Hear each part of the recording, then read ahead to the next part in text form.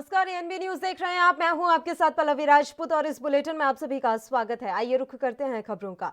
बिहार में कोरोना जांच में कुछ जिलों में हुए फर्जीवाड़े ने विपक्ष को बैठे बिठाए एक मुद्दा दे दिया है। इस मामले को लेकर विपक्ष के नेता सरकार के खिलाफ जोरदार हमला बोल रहे हैं। विपक्ष ने सीएम नीतीश कुमार के चहेते आईएएस ऑफिसर और स्वास्थ्य विभाग के प्रधान सचिव प्रत्यय अमृत को बर्खास्त करने और उनकी संपत्ति की जांच की मांग की है। साथ ही कोविड के लिए दवा, पीपीई किट आदि खरीद संबंधी पूरे मामले की जांच की मांग भी उठाई है। नेता प्रतिपक्ष तेजस्वी यादव ने कोविड जांच में फर्जीवाड़ा के मामले पर एक के बाद एक 3 ट्वीट किए और कहा कि मुख्यमंत्री छोटे स्तर के अधिकारियों को बर्खास्त करने का नाटक रचकर जदयू के लिए उगाही से चंदा देने वाले बड़े अधिकारियों को बचा लेंगे। उन्होंने प्रत्यय अमृत का नाम लिए बगैर कहा है कि 3 दिनों में ही जांच का आंकड़ा दोगुना हो गया, 15 दिनों में 1 लाख और 25 दिनों में यह आंकड़ा 2 लाख हो गया। यह सारा मामला आंकड़ों के अमृत मंथन का है। कोरोना टेस्ट में फर्जीवाड़े को कांग्रेस ने भी चिंताजनक बताया है और कहा कि इस मामले को कांग्रेस सदन में जरूर उठाएगी। तो बलि का बकरा बनाया गया है। एक जो कहते हैं लोग, मैंने एक कोई कत्ल करने के लिए चाहिए तो कर दिया गया। लेकिन सवाल ये उठता है कि सरकार चलाने वाले जो लोग हैं उनको यह बात खटकी क्यों नहीं। बिहार के विधानसभा में leader of opposition Tejashwi Yadav ने इसको पॉइंट आउट किया कि साहब इस ढंग से हो रहा है, देखिए इसमें स्कैम होगा, और वो साबित हुआ। जो मैंने टेस्ट जो है 2500, 2000, शुरुआत में तो 600, 700 रोजाना हो रहा था, जो 3000 पर पहुंचा कटिहार में। उसके बाद सारे कलेक्टरों को निर्देशित किया गया, उनको प्रेशराइज किया गया कि आप बढ़ाइए, तो बढ़ के हो गया 10,000 जुलाई महीने में, और पिछले साल जुलाई महीने में। उसके बाद अचानक जो है 1 लाख हो गया, 1 लाख से 2 लाख हो गया। भाई, आपका जो आधारभूत ढांचा है स्वास्थ्य विभाग का, ये सब लोग जान रहे हैं। कितने डॉक्टर हैं, कितने कंपाउंडर हैं, कितनी नर्स हैं, कितने ट्रेंड लोग हैं इस जांच के लिए। और वो आधारभूत ढांचा उसके रहते हुए जहां 5,000, 10,000 मैंने माना जाता था कि बहुत अच्छा है, वहां लाख और 2 लाख कैसे पहुंच गया। और तस्वीर उस समय की मिले तो देख लीजिए कौन कौन लोग इनके साथ खड़े हैं।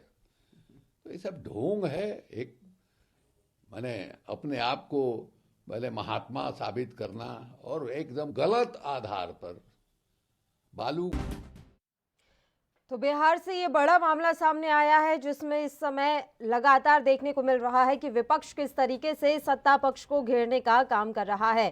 सरकार का हालांकि ये कहना है कि इसमें कोई भी घोटाला जैसा नहीं है। बहुत सारे लोग ने, जैसे एक ही परिवार के कई लोगों की जांच हुई तो उन्होंने एक ही फोन नंबर दे दिया, कई लोगों ने अपने नाम और पते गलत दे दिए, क्योंकि महामारी को लेकर लोगों में कुछ भ्रांतियां हैं। हालांकि अब विपक्ष को बैठे बिठाए मुद्दा मिल गया है और नेता प्रतिपक्ष तेजस्वी यादव ने इसे लेकर सरकार पर जमकर निशाना साधा है। बिहार में कोविड-19 टेस्टिंग के नाम पर फर्जीवाड़े के तमाम आरोपों के बीच तेजस्वी यादव ने ट्वीट करते हुए कहा है कि कथित फर्जी एंट्रियों को उजागर किया जा रहा है, आंकड़ों में हेरफेर करके फर्जीवाड़ा चल रहा था। इसी तरह से कई सालों में सरकारी खजाने को भारी नुकसान पहुंचाया गया है। उन्होंने इस घोटाले के लिए मुख्यमंत्री नीतीश कुमार को जवाबदेह ठहराया है।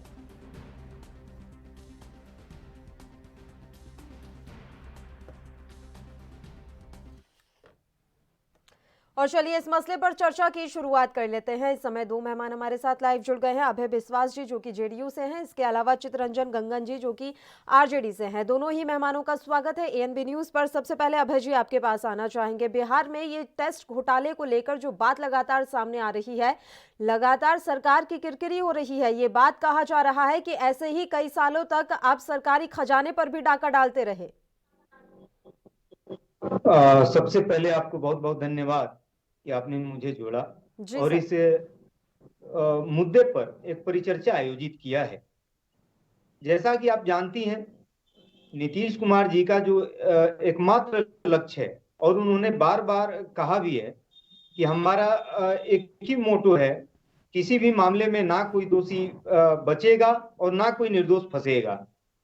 ये जो विपक्ष का आरोप आ रहा है, लगातार इन लोगों ने कोरोना काल से लेकर के आज तक लगातार इन लोगों ने सिर्फ आरोप लगाने का ही काम किया है, लेकिन सरकार अपने हिसाब से काम करती है। कब क्या करना चाहिए उन्होंने किया है, और समय समय पर यह बिहार को छोड़ दीजिए, देश के जनता ने भी देखने का काम किया है। ये लोग जो फर्जीवाड़ा और घोटाले की बात कह रहे हैं, फर्जीवाड़ा का आरोप वैसे लोग लगा रहे हैं जिनका पूरा दल के नेता और जिनके राष्ट्रीय अध्यक्ष फर्जीवाड़ों के सरदार रहे हैं। सरकार ने विभिन्न एजेंसियों के माध्यम से जांच करवाने का काम किया। लगभग 22 जिलों में जो कंप्लीटेड हुआ, एकमात्र जिला में कुछ गड़बड़ी पाई गई है। क्या सरकार ने उनको बचाने का काम किया? सरकार ने त्वरित कार्रवाई करते हुए जो दोषी पदाधिकारी थे उनको निलंबित करने का काम किया है। तो विपक्ष का काम है आरोप लगाना और सत्ता पक्ष का काम है काम करते रहना। पॉजिटिव में हमारी सरकार काम कर रही है और बिहार के लोगों ने देखा भी है कि काम किस हिसाब से होता है। जिस दल के नेता कोरोना काल जो भीषण आपदा का समय था, और भारत ही नहीं, बिहार को छोड़ दीजिए, भारत ही नहीं पूरा विश्व उस महामारी के दौर से गुजर रहा था और जनता को उस समय सहानुभूति की जरूरत थी, एक साहस देने का समय था। उस समय जिस दल के नेता जाकर के दिल्ली के रिसोर्ट में बैठे हैं, उन्हें क्या पता कि कोरोना काल में कैसे लोगों को समझाया गया, कैसे लोगों की समस्याओं को हल किया गया, ये तो उन्हें पता नहीं है। सिर्फ आरोप लगाना है, वो भी किस चीज पर? ट्विटर पे। तो ट्विटर जीवी के एक परिजीवी जो हो गए हैं आजकल, तो उनका काम ही है ट्विटर जीविका का ट्वीट करते रहना। आपने देखा अब जिनके दल के लोग एक दूसरे पर आरोप लगाते घूम रहे हैं, उस पार्टी के अन्य नेता प्रताप यादव जी अपने ही नेता पर आरोप लगा रहे हैं कि वो उनकी सुनते नहीं है जगदानंद सिंह के बारे में। तो ऐसे आरोप उनके आपस में ही चलते रहते हैं, उनका काम ही है सिर्फ आरोप लगाना। लेकिन हमारी सरकार, बिहार सरकार निश्चित रूप से काम करती है और बिहार को छोड़ दीजिए, देश की जनता देखी है और बहुत सी योजनाओं को कोरोना काल में भी जिस प्रकार से बिहार ने काम किया है जनता के कल्याणार्थ, उसको देश के राज्यों में लागू किया गया है, सरकारों ने लागू की है। ठीक है, आपके पास आना चाहेंगे चितरंजन जी। देखिए, ये कह रहे हैं तेजस्वी यादव कि मैंने तो पहले ही बिहार में कोरोना घोटाला की भविष्यवाणी कर दी थी। देखिए, तेजस्वी यादव जी तो बहुत से भविष्य। बिल्कुल सर, मैं आपके पास तुरंत लौट रही हूँ। चितरंजन जी से मेरा ये सवाल है, तेजस्वी यादव की भविष्यवाणी के बारे में वो क्या कहना चाहते हैं? बोलिए चितरंजन जी, आवाज पहुंच रही है आप तक? हम सब पूछ रहे हैं ना। जी सर, आपसे ही मेरा ये सवाल है। अभी हम जदयू के साथी का सुन रहे थे कि इस बेशर्मी से ये लोग जो है तो लूटते रहे बिहार को, और जो है केवल मीडिया पर हावी रहकर मीडिया इनके खिलाफ में खबर नहीं छापती। लेकिन अब सोशल मीडिया का जमाना आ गया है। अभी भी कुछ मीडिया है जो कि ईमानदारी बरतती है। जैसे एक अखबार ने छापा इनका जो काला करतूत रहा है सो, और अभी हम साथी का सुन रहे थे, कोरोना काल में जो दुर्दशा बिहार के लोगों की हुई, एक दो नहीं लगभग सारे नेशनल चैनल से लेकर सारे मीडिया दिखाने का काम किया कि ढंग से लोग तबाह हुए, रास्ते में कितने दर्जनों लोग जो है सो जिनका जीवन समाप्त हो गया, नंगे पांव हजारों किलोमीटर चलकर लोग आए और अभी भी थोड़ी दलील दे रहे हैं। अब सवाल यह है, अभी इन लोगों को जब अधिक का मामला पूछिएगा घोटाला का, तो जैसे चले आएंगे आरजेडी पर। 15 साल नहीं, अब 16 साल होने जा रहा है इन लोगों का राजपाट का, और पुराना इतिहास दुहराते हैं। इतना बड़ा डकैती इन लोगों ने किया है। यह सरकार जो है सो डकैतों की सरकार है, लुटेरों की सरकार है। जब यहाँ कोरोना से पूरा बिहार और पूरा देश तबाही मचा हुआ था, उस दौरान 3 सचिव का इन्होंने स्थानांतरण किया, और उसके बाद जो आए मैंने 1 सप्ताह के अंदर 10,000 से लाख पर पहुंच गया इनका जांच का ब्यौरा। उस समय भी कई मामले आए कि एक जगह वह पॉजिटिव आ रहा है, एक जगह वह निगेटिव आ रहा है जी। और यह जो घोटाला, उस समय भी नेता प्रतिपक्ष यह सवाल उठाए थे। माननीय मुख्यमंत्री जी विधानसभा में आश्वासन दिया था कि हाँ मैं कमेटी बनाऊंगा, सब विधायकों को जी, तो विधानसभा का भी कोई महत्व नहीं है, बस केवल थोड़ी दलील देना। अब जैसे कल मीडिया ने पूछा कि भाई आपके मंत्रिमंडल में जो मंत्रिमंडल बना है उसमें 18 दागी हैं। कहे कि मुझे पता नहीं है, पता जरा आप लगाइए। मंत्री आप बनाते हैं जिस पर हत्या का आरोप लगा हुआ है, जिस पर बलात्कार का आरोप लगा हुआ है, जिस पर 420 का आरोप लगा हुआ है, और आप जो है पत्रकार से पूछे जरा पता लगा के हमको बताइए। तो यह स्थिति है इन लोगों की, और यह साधारण घोटाला नहीं है, जीवन के साथ खिलवाड़ किया गया है यहाँ पर जांच के नाम पर। और जांच ही में नहीं, जो भी खरीदारी हुई कोरोना के संक्रमण को लेकर, हर चीज में घोटाला है, महा घोटाला है। और घोटाला नरेंद्र मोदी जी कर रहे थे, जदयू के साथ ही कर रहे हैं, क्यों नहीं बहुत जवाब दिए। नरेंद्र मोदी यहाँ पर आकर सार्वजनिक रूप से इन पर 36 घोटाला का नाम के साथ उन्होंने बताया था, और अब तो घोटालों की संख्या बढ़ते बढ़ते 60 से ऊपर हो गई। ये लोग बकरा का तलाश करते हैं, कोई भी मामला हो बकरा का, उसको वहां के अधीक्षक को, जिला स्वास्थ्य अधीक्षक को इन्होंने सस्पेंड किया है, कुछ और कर्मचारी उनको सस्पेंड किया है। पूरे बिहार में घोटाला हुआ। घोटाला का सिरताज कौन है, कौन सिरमौर है, किसके इशारे पर घोटाला हुआ, उस पर क्यों नहीं कार्रवाई कर रही है? गगन जी बात सुनिए, सरकार ये कह रही है कि इसे घोटाला मत कहिए, ये बस अनियमितता है, इसमें घोटाले जैसा कुछ नहीं है। अनियमितता यहाँ पर बढ़ती गई है कि टेस्ट किए नहीं और टेस्ट की संख्या ज्यादा दिखा दी, तो बस ये एक अनियमितता है जिसके लिए ये बड़ी कार्रवाई की गई, और तमाम जो भी आप बर्खास्तगी की बात कर रहे हैं उन अधिकारियों और कर्मचारियों को बर्खास्त किया गया। जांच के नाम पर किट हुआ, किट की खरीद हुई, साधारण घोटाला है, उनके नजर में घोटाला नहीं है, घोटाला है, महा घोटाला है। मैडम जी आपके पास ही आ रही है। घोटाला इनका चरित्र रहा है, केवल बकवास करना, थोथी दलील देना, मीडिया पर धौंस दिखाकर जो है सो सच्ची खबरें नहीं छपाना, यह जो है सो इनका चरित्र रहा है, चेहरा रहा है, चाल रहा है। ठीक है, बोलिए अभय जी, चारा घोटाला, किट घोटाला, कितने घोटालों से बिहार गुजरेगा? मुझे हंसी आती है बड़े भाई चितरंजन गगन जी के इस दलीलों पर। इनके कितना बोलने में लोग के साथ खिलवाड़ करते हैं नेता के कार्यकाल में। अरे भट्ट साहब थोड़ा लज्जा महसूस कीजिए। गगन जी आप जरा, अरे 13 साल में क्या किए आप? घोटाला के सामने क्या अंतर है? थोड़ा पढ़ा दीजिए इनके। अरे आप पढ़िए, आप नेता खड़ा हो गए हैं, आपको मुख्यमंत्री का पता हो जाते हैं। आपके नेता तो फिर घोटालों के सरदार रहे हैं, आपके नेता तो फिर घोटालों के सरदार रहे हैं, सजा काट रहे हैं। आप कहते हैं कि हमारे सरकार में 18 दागी मंत्री हैं। अरे भाई साहब, आरोप मुख्यमंत्री पर आरोप लगाए हत्या का, हम दागी नहीं, अरे हम कर रहे हैं कितना आरोप बात कर रहे हैं, सर्विस से आप बात कर रहे हैं, मैं कह रहा हूँ। अरे उन्होंने जो एफिडेविट दिया है, उनका एफिडेविट देखिए, बड़े विद्वान बनते हैं, अरे बड़े विद्वान बनते हैं, उनका जो एफिडेविट देखिए ना, टेक्नोलॉजी के अलावा कुछ है क्या? आने गए आ गए ना, 80 से 43 पर आ गए, अभी भी होश नहीं है। 80 से 43 पर आ गए, अभी भी होश नहीं है। कुछ नहीं होता। एक एक करके बात करेंगे, बिल्कुल। भट्ट साहब, गगन जी, दोनों से रिक्वेस्ट है, एक एक करके बात करेंगे। सर मैं दोनों के ही पास आऊंगी, दोनों से ही मुझे सवाल बहुत सारे लेने हैं। एक छोटे से ब्रेक के लिए बुलेटिन में हम रुक लेते हैं, फौरन हाजिर होंगे और एक एक करके बात करेंगे। सर मैं अपील करूंगी, फौरन हाजिर होंगे।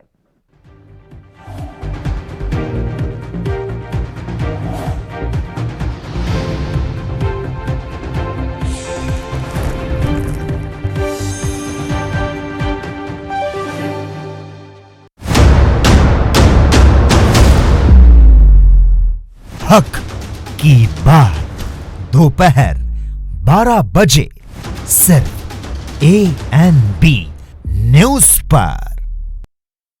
क्या आप दुबले पतले कमजोर हैं? आपकी सेहत नहीं बनती, भूख कम लगती है, वजन नहीं बढ़ता? दरअसल मेन बात खाना पीना खाना नहीं है, मेन बात है खाया पिया लगना। और अगर खाया पिया लगेगा ही नहीं तो सेहत बनेगी कैसे? इसलिए हमारी संस्था सन्यासी आयुर्वेदा ने एक ऐसी दवा बनाई है जो कि आपके पाचन तंत्र को, आपके लीवर सिस्टम को ठीक करने का काम करती है, ताकि आप जो भी खाएं उसका पूरे का पूरा निचोड़ आपके शरीर को लगे, आपकी भूख बढ़े, खाया पिया सही से लगे, नया खून बने, हड्डियों में जान आए, वजन बढ़े, ताकत बढ़े, चेहरे पर नूर आए और आप मोटे तगड़े खूबसूरत पर्सनैलिटी के मालिक बन जाएं। यह दवा पूरी तरह से आयुर्वेदिक होती है।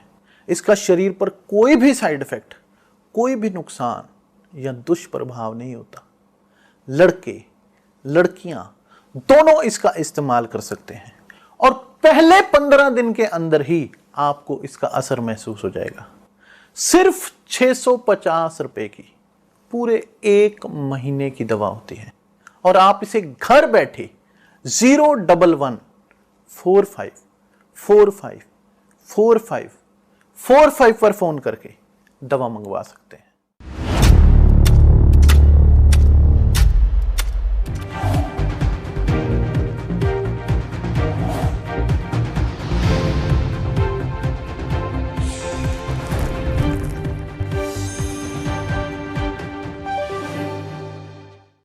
ब्रेक के बाद एक बार फिर से आप सभी का स्वागत है। अपने मुद्दे का हम रुख कर लेते हैं। आपको बता दें कि बिहार में कोरोना टेस्टिंग को लेकर घोटाले की बात सामने आई है। कथित रूप से ये घोटाला सामने आया है।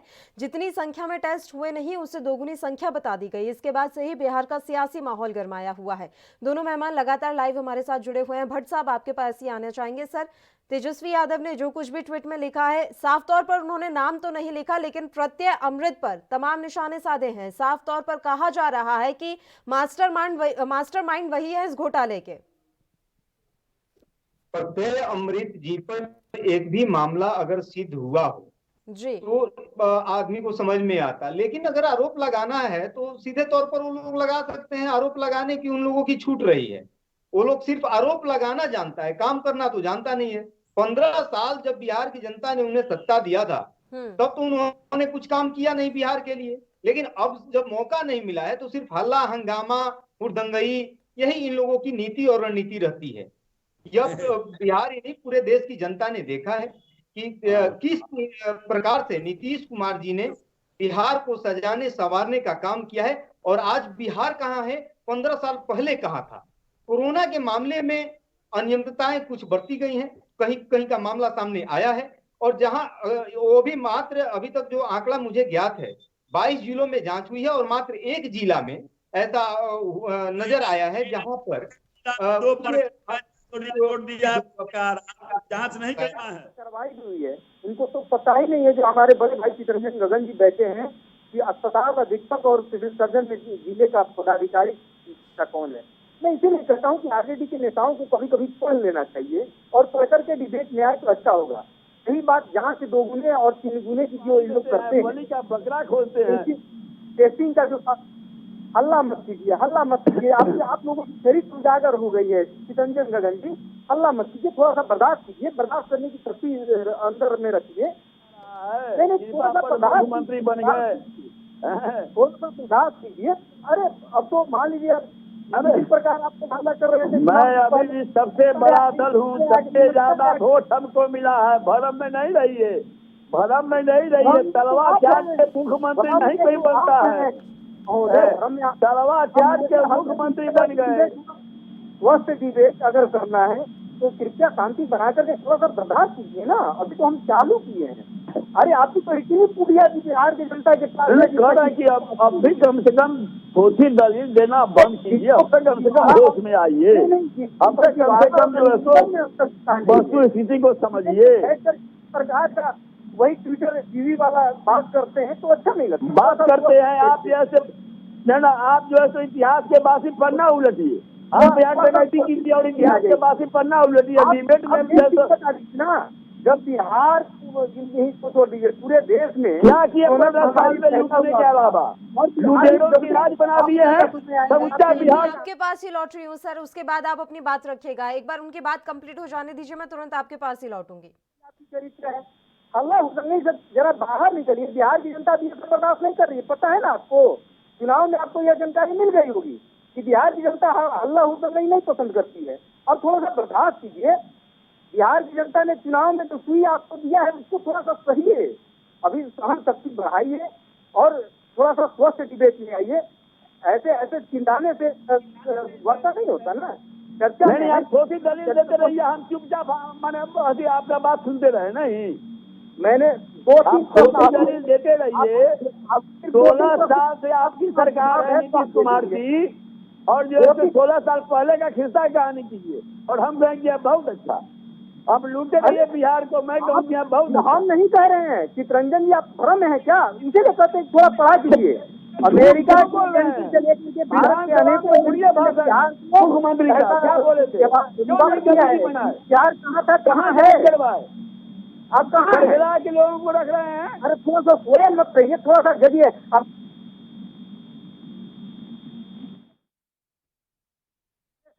आपको पता है कि वैक्सीनेशन में बिहार अभी सबसे टॉप में है। आप थोड़ा सा पढ़ाई झूठ बोलते हैं, इसमें कोई योगदान सरकार का नहीं है।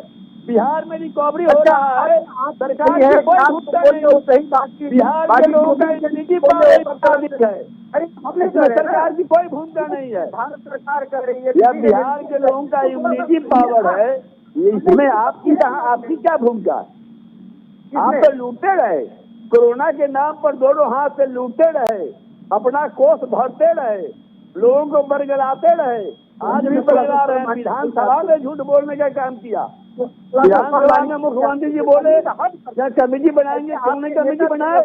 तब दलीय बैठक में बोले क्यों नहीं बनाए कमेटी? पर ही रह जाते हैं। वैसे ही आप भी अभी तक बेसर्दी के हमने जी रहे, थोड़ा सा उससे जवाब जनता जवाब छोड़ रही है कि कोरोना की स्थिति परेशान था। बिहार में हुआ है, सचिव का स्थानांतरण क्या हुआ? जनता जवाब छोड़ रही है। बिहार बदनाम हुआ है, थोड़ा सा बर्दाश्त कीजिए और जो अच्छाइयाँ हैं उसको सुनिए, अच्छाई का जिक्र कीजिए। अभी आपको पता है कि बिहार वैक्सीनेशन में नंबर 1 पर है। आपको पता है कि बिहार का रिकवरी रेशियो 91.5 था। मैं अच्छाई को अभी चर्चा तो पूरे देश कर रही है, आप क्या करेंगे?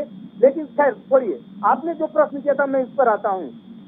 अनियमितता और टाइपिंग मिस्टेक और घोटाला, तीन चीजें। अभी अनियमितता पर जांच हो रही है, उसका कहीं कहीं आंकड़ा में गलत एक जिला में फंसाया, वहां पर सरकार ने कार्रवाई किया। रही बात आपके नेता की, तो थोड़ा सा हमें एक शब्द में बता दीजिए, जब बिहार में आपदा आता है, आपके नेता तेजस्वी जी कहाँ रहते हैं? दूसरा प्रश्न है हमारा, जिनके राष्ट्रीय अध्यक्ष पर बहुत से आरोप नहीं, जिसके घोटालों के आरोप में जिन पर सजा हो गई है, उनको अभी तक राष्ट्रीय अध्यक्ष से आप नहीं हटाए। तो मैं किस किस की जिक्र करूं? आपके सत्ता की तो बात पूरे चैनल पर चल रहा है, सब लोग जानते हैं। एक तो चैनल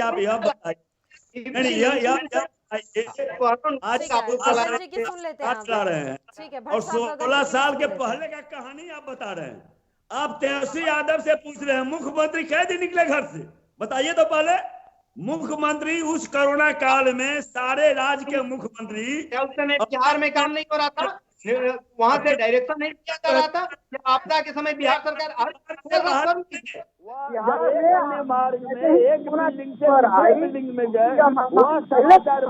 बिहार में वो सभी एहतियात जो बरतने चाहिए थे, उस समय जो हम लोगों ने लागू किया, वो सारी योजनाएं अन्य राज्यों में लागू की। थोड़ा सा शर्म कीजिए और उसको अध्ययन कीजिए। आपके मुख्यमंत्री कहाँ थे?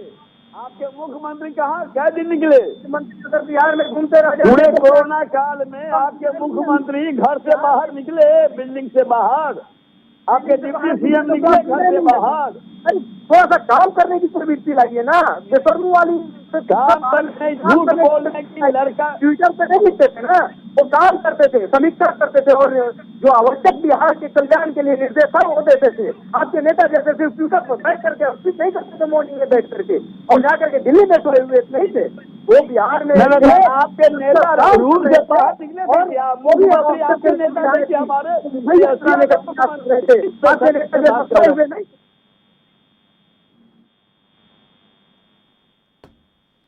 ठीक है सर, भट्ट साहब, आपसे मैं एक चीज पूछना चाहूंगी, जिस तरह की कार्रवाई इस पूरे मसले पर की गई है उस पर आपकी क्या प्रतिक्रिया है? क्योंकि अगर विपक्ष की माने तो जो कार्रवाई की गई है वो महज खाना पूर्ति है ताकि बड़ी मछलियों को ना पकड़ा जा सके, और ये बात कही गई है कि जेडीयू के लिए जो धन की उगाही करते हैं उन्हें नहीं बर्खास्त किया जाएगा, बस छोटी मछलियों को बर्खास्त करके इतिश्री कर ली जाएगी। मैडम, ऐसा है कि जिसकी जैसी सोच है, जो जैसा करता है वैसा ही वो सोचता है।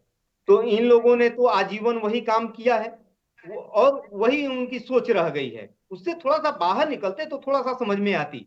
हमारे माननीय मुख्यमंत्री नीतीश कुमार जी ने स्पष्ट शब्दों में कहा है कि दोषी कोई भी हो वो बचेगा नहीं। इसके कई उदाहरण बिहार सरकार ने समय समय पर दिए हैं। तो दोषी जिस स्तर पर दोषी पकड़ा जा रहा है उस स्तर पर कार्रवाई हो रही है और लगातार उस पर सरकार नजर बनाए हुए है। विपक्ष का काम है आरोप लगाना, लेकिन विपक्ष का यह भी काम है कि स्वस्थ परिचर्चा में भाग लेना और जो सरकार की अच्छाइयां हैं उसको दिखाना, और जो सिर्फ आरोप लगाना नहीं, उसे कैसे हल किया जाए यह विपक्ष का काम है। लेकिन यहाँ तो विपक्ष ही जैसे मुर्दा है, विपक्ष के पास तो कोई काम बचा नहीं है। बिहार की जनता ने जो मैंडेट उनको दिया है वह काम करने के लिए उन्हें भी मैंडेट था कि सरकार जहां भी अगर लगता है उनको कि थोड़ा सा गड़बड़ हो रही है वहां पर सुझाव प्रस्तुत करे। लेकिन ये लोग सुझाव नहीं प्रस्तुत करते हैं, ये लोग सिर्फ हल्ला हुड़दंग और विभिन्न तरीके का राजनीतिक हथकंडा अपनाने वाले लोग हैं। इन्हें काम करने में भरोसा नहीं, सिर्फ हल्ला करने में भरोसा है। इसका जवाब सीधे गगन जी से ले लेंगे। बिल्कुल भट्ट साहब, इसका जवाब सीधे गगन जी से ले लेंगे। उससे पहले एक छोटे से ब्रेक के लिए हम बुलेटिन में रुक लेते हैं, फौरन हाजिर होंगे।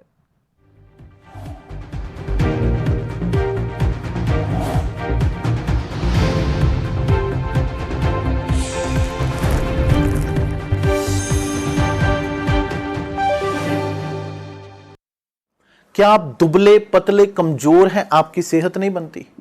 भूख कम लगती है, वजन नहीं बढ़ता? दरअसल मेन बात खाना पीना खाना नहीं है, मेन बात है खाया पिया लगना। और अगर खाया पिया लगेगा ही नहीं तो सेहत बनेगी कैसे?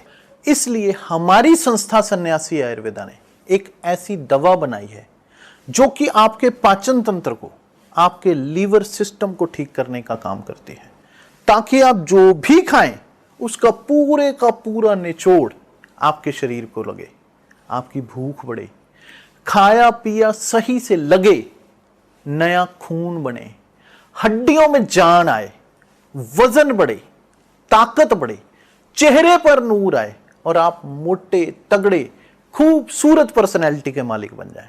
यह दवा पूरी तरह से आयुर्वेदिक होती है। इसका शरीर पर कोई भी साइड इफेक्ट, कोई भी नुकसान या दुष्प्रभाव नहीं होता। लड़के लड़कियां दोनों इसका इस्तेमाल कर सकते हैं और पहले 15 दिन के अंदर ही आपको इसका असर महसूस हो जाएगा। सिर्फ 650 रुपए की पूरे 1 महीने की दवा होती है और आप इसे घर बैठे 01145454545 पर फोन करके दवा मंगवा सकते हैं।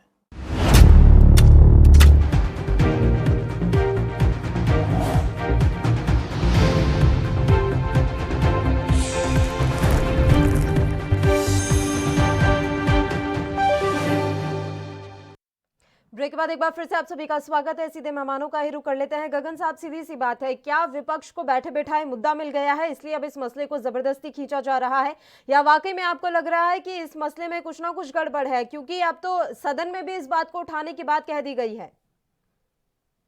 देखिए, कुछ न कुछ गड़बड़ नहीं, बहुत बड़ा गड़बड़ है और इसकी शंका पहले भी नेता प्रतिपक्ष उठा चुके हैं। लेकिन जब इन लोगों से यह सवाल कीजिएगा तो ये लोग कहेंगे नेता प्रतिपक्ष कहाँ है? सरकार आप चला रहे हैं, जिम्मेवारी आपकी है, आप नेता प्रतिपक्ष को खोज रहे हैं। तो नेता प्रतिपक्ष ने तो विधानसभा में सवाल उठाया था कि आप जो है सो कमेटी बना दीजिए, सभी विधायकों को अपने अपने क्षेत्र में जिम्मेवारी दीजिए। मुख्यमंत्री जी ने आश्वासन भी दिया था, लेकिन हुआ क्या?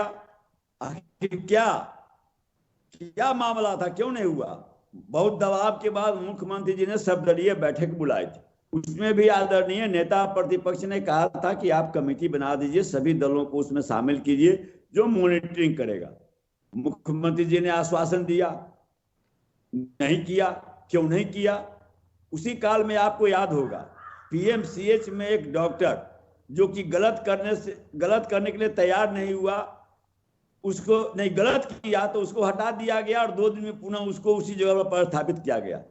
क्या कारण था कि सर एक एक करके बात करेंगे सर, आप दोनों एक साथ बोलते हैं, बात की कोई वैल्यू नहीं रह जाती है। आप खोजने लगिएगा कि नेता प्रतिपक्ष कहाँ है। मैं आपसे पूछता हूँ, कोरोना काल में सभी मुख्यमंत्री अपने अपने प्रदेश में घूम के स्थिति का मुआयना कर रहे थे और माननीय मुख्यमंत्री नीतीश जी अपने एक मार्ग में बिल्डिंग से नहीं एक मैं बिल्कुल आपसे जवाब लूंगी भट्ट साहब, एक बार उनकी बात कंप्लीट हो जाने दीजिए।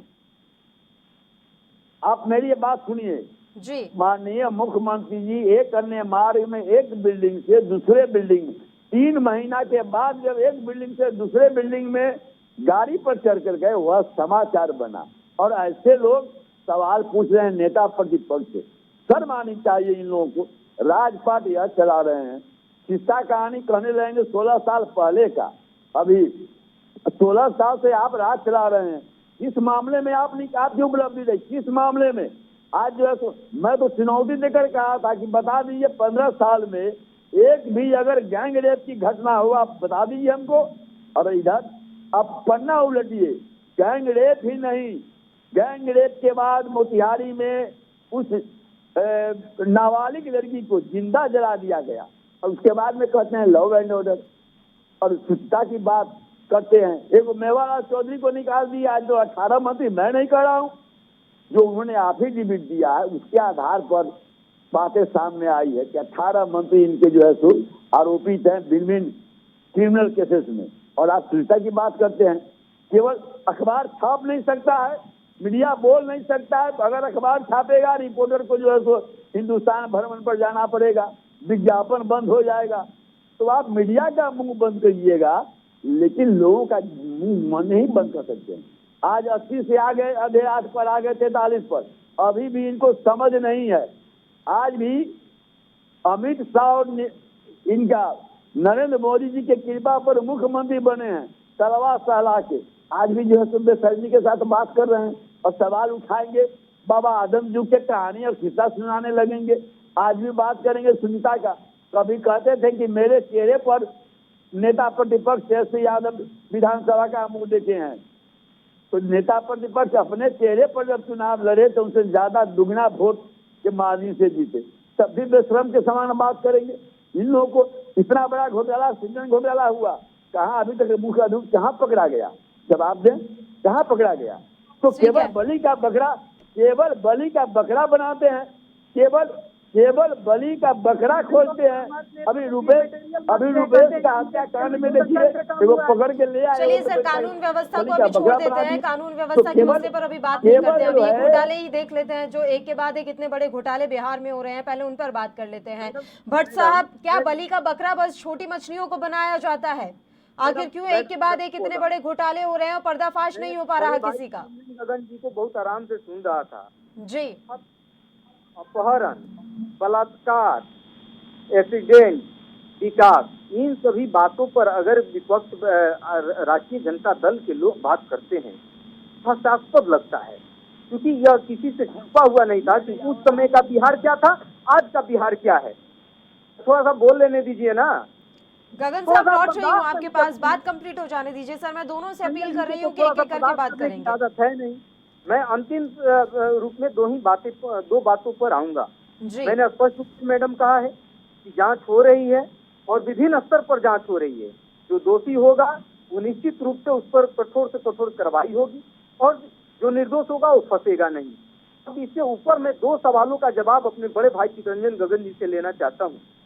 वो बताएं कि अरे हल्ला मत कीजिए ना, थोड़ा सा बर्दाश्त कीजिए ना, ये शर्म आदमी है आप, थोड़ा बर्दाश्त कीजिए, थोड़ा सा बर्दाश्त कीजिए और मेरे प्रश्नों को थोड़ा सा सुन लीजिए। मैडम, मैं 2 प्रश्नों का इनसे जवाब लेना चाहता हूँ। इन्होंने बहुत से आरोप लगाए हैं और इनके आरोप कैसे हैं इसका असर भी सब लोग जानता है, इस पर मैं बात नहीं करूंगा। मैंने पहले ही बता दिया कि हत्या, अपहरण, उद्योग और पता नहीं किस किस प्रकार की घटनाएं इनके पार्टी का जब शासन था बिहार में तो हुआ था, उस पर भी हम चर्चा नहीं करेंगे, क्योंकि यह पूरे भारत के लोग बहुत उस समय के शासन को और आज के शासन को देख चुके हैं। अब मैं बात करूंगा दो प्रश्नों पर। बड़े भाई से पूछना चाहता हूं कि आज कोरोना का रिकवरी रेट बिहार में क्या है ये बता दें, और उस नंबर में बिहार कहां खड़ा है, और वैक्सीनेशन पर बिहार का स्थान क्या है। अगर दो प्रश्नों का ये हमें उत्तर दे दे तो मैं समझ जाऊंगा कि इनका डिबेट एकदम सार्थक होने जा रहा है। और बिहार कोरोना के मामले में कहां खड़ा है, ये दो प्रश्नों का उत्तर मुझे दे दें। ठीक है, बोलिए गगन जी, सवाल सुन लिए होंगे आपने या मुझे रिपीट करने हैं? देखिए मैडम जी, जो कोरोना के रिकवरी रेट पर ही दावा कर रहे हैं, इसमें इनका क्या योगदान है? यह तो बिहार के लोगों का इम्यूनिटी पावर इतना ज्यादा है। आप बोल रहे थे मैं नहीं टोक रहा था, आप चुप रहिए, चुप रहिए, चुप रहिए, चुप रहिए। आप क्या है उसका जवाब खोज रहे हैं तो आप गोल गोल पता नहीं कहाँ मुझे घुमा रहे हैं। जाना है पटना, क्या योगदान है सरकार का? भुवनेश्वर लेकर घूम रहे हैं। मुझे स्पष्ट रूप से दो प्रश्नों का जवाब दे दीजिए, मैं जान जाऊंगा। सुनाई आपको पड़ेगा, सुनिए। या बिहार में जो रिकवरी रेट का दावा कर रहे हैं, इसमें सरकार की कोई भूमिका नहीं है। बिहार के लोगों का इम्यूनिटी पावर इतना ज्यादा है, बिहार के लोग इस ढंग से धूप, गर्मी, बरसात सबको सहने की क्षमता है, जिसके कारण इम्यूनिटी रिकवरी रेट जो बढ़ा है वह बिहार के लोगों के इम्यूनिटी पावर के कारण, न कि सरकार का उसमें योगदान है। और सरकार हर जगह पर इसमें अभी जो कर रहे हैं, आपने देखा होगा जिस ढंग से जांच की प्रक्रिया इन लोगों के द्वारा शुरू की गई और जिस ढंग से उसमें घोटाला पर घोटाला। सीधा सीधा आंसर दे दीजिए, हम समझ जाएंगे कि बिहार कोरोना के मामले में कहाँ खड़ा है। अरे मैंने जवाब दिया ना कि गोल गोल बात करने से क्या फायदा? इम्यूनिटी पावर इतना ज्यादा है, गोल गोल बात करने से कोई फायदा नहीं है। ये बिहार के लोग देख रहे हैं, इसमें बिहार के लोग रिकवरी रेट होता है और कहाँ है, कैसे रिकवरी रेट बढ़ा है, स्वास्थ्य विभाग का क्या बोल रहा है। आप फिर खुद हमारे प्रश्न का जवाब दे दीजिए, लूटने समझ जाएंगे। नहीं रहा, केवल लूटने का काम किया है आप लोग। हाँ, यही आपका असर है। पढ़े लिखे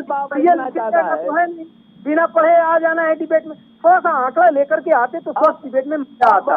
बहुत पढ़ के जो भी आंकड़ा दे रहे हैं, हमने दो प्रश्न किया और आप हमें गोल गोल घुमा रहे हैं। गोल गोल घुमाने के लिए हम नहीं पूछते हैं, हम सीधे तौर पर दो प्रश्न का जानना चाहें, आप दो प्रश्नों का आंसर दे दीजिए, हम समझ जाएंगे कि, और बिहार की जनता भी समझ जाएगी इस चैनल के माध्यम से, इस कोरोना में बिहार कहाँ खड़ा है। आप दो प्रश्नों का जवाब दे रहे हैं, आप दो प्रश्नों का जवाब दे रहे हैं, आप दो प्रश्नों का जवाब दे रहे हैं, आप दो प्रश्नों का जवाब दे रहे हैं, आप दो प्रश्नों का जवाब दे रहे हैं, दो प्रश्नों का जवाब बोलने देंगे सर, तब जवाब देंगे ना। एक बार बात तो पूरी सुन लीजिए उनकी, उसके बाद आप बोल लीजिएगा।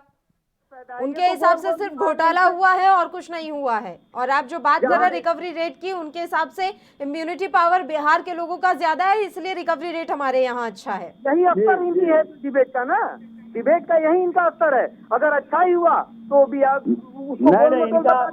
और अगर कहीं कमी रह गई तो वो सरकार की देन है। यही अवसर होता है, यही अवसर होता है चितरंजन जी, यही अवसर है। अरे स्वच्छ डिबेट का असर ये नहीं है, डिबेट में खुल करके मनोवृत्ति के साथ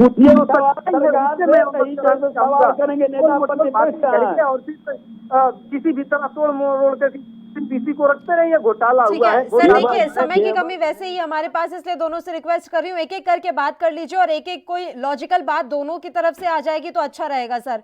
डिबेट जो है लॉजिकल किसी चीज पर हो तो बेहतर रहेगा। तो एक बार भट्ट साहब आप अपनी बात क्लियर कर लीजिए, उसके बाद मैं गगन जी का रुख कर लूंगी। हाँ, पूछ लीजिए उनसे। बोलिए भट्ट साहब। कोरोना के मामले में कहाँ खड़ा है, सिर्फ हमें दो प्रश्नों का उत्तर चाहिए इनसे। अभी आप उनसे प्रश्न मत पूछिए, आपको भी पता है कि किस तरीके का जवाब मिलेगा और फिर समय व्यर्थ होगा। इसलिए मैं कह रही हूँ कि सर आप बस इतना सा बता दीजिए कि जो कुछ भी अभी देखने को मिल रहा है, मीडिया में जो कुछ चल रहा है, विपक्ष को जो मुद्दा मिल गया है, उसके बारे में आप क्या करेंगे, और क्या वाकई में आपको नहीं लगता कि किसी तरह का घोटाला हुआ है? क्या आप इसे महज एक अनियमितता समझ रहे हैं?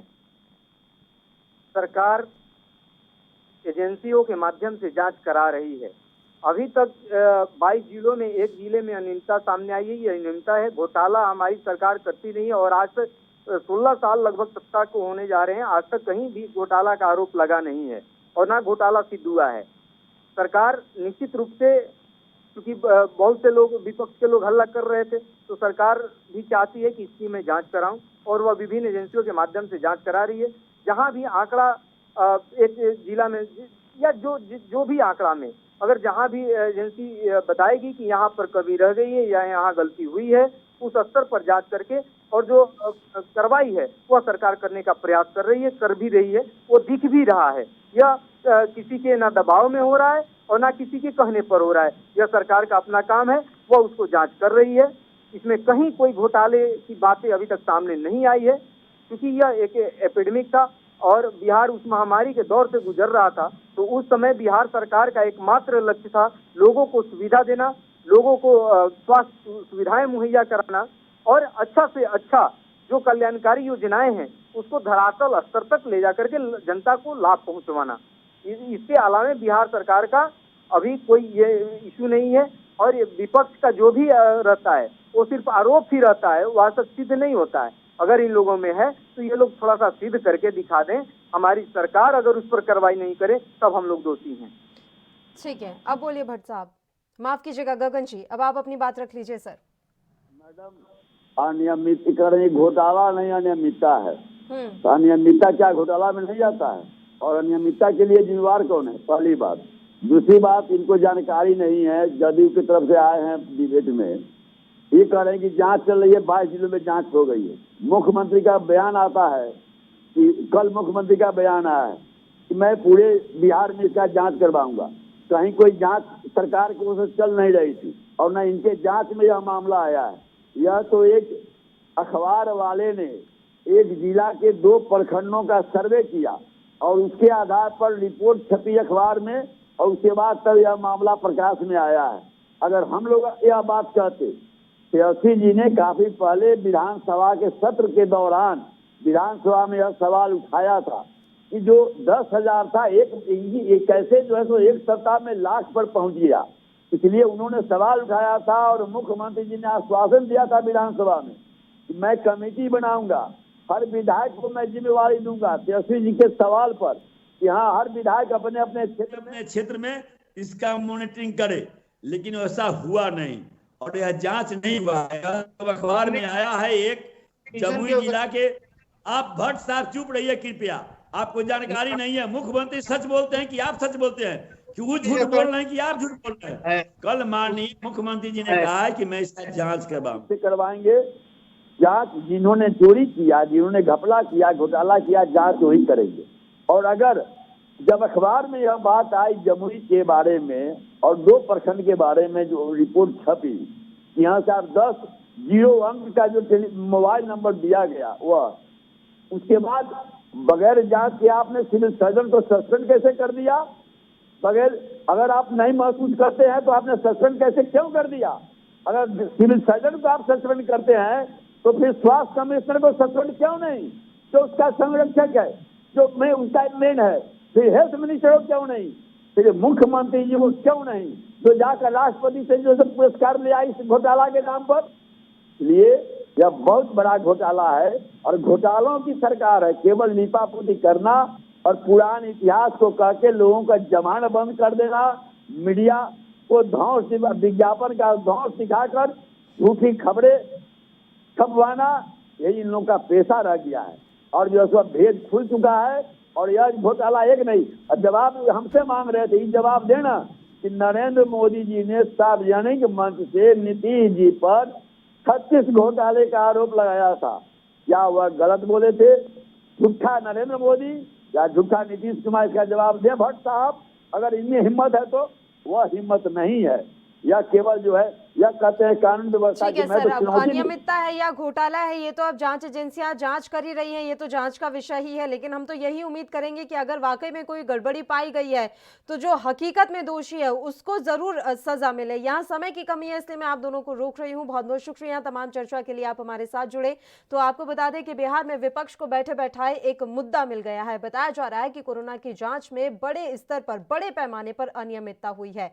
हालांकि ये अनियमितता हुई है या फिर ये घोटाला है, किसी बड़े पैसों का हेरफेर यहां पर किया गया है, ये सब जांच का विषय है। देखने वाली बात रहे कि आने वाले समय में इस मसले पर क्या कुछ खुलासे होते हैं। इसी के साथ इस बुलेटिन में इतना ही। मुझे दीजिए इजाजत। नमस्कार।